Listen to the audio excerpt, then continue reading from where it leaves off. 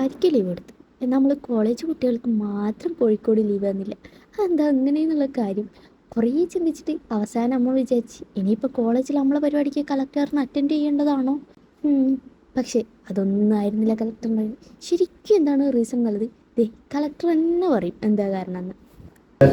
My philosophy in terms of holiday declaration is very simple, that in case you are all adults and you are supposed to be working and operating just like normal people, because otherwise school days are over.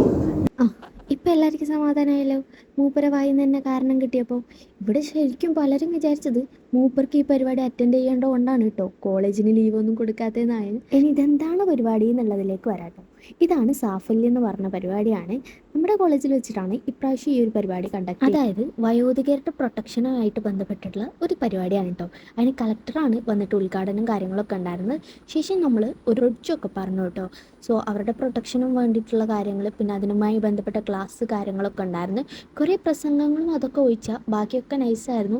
ഇങ്ങനെ പ്രൊജക്ടറിലും ഇതൊക്കെ കാണിക്കും. AC റൂമാണ്, അതുപോലെ തന്നെ ഒന്നുമില്ല, അസുഖമില്ല, പഠിപ്പുമില്ല, ഫുഡും കിട്ടും, പിന്നെന്താ ഓടിയും കിട്ടും. സുഖമായില്ലേ?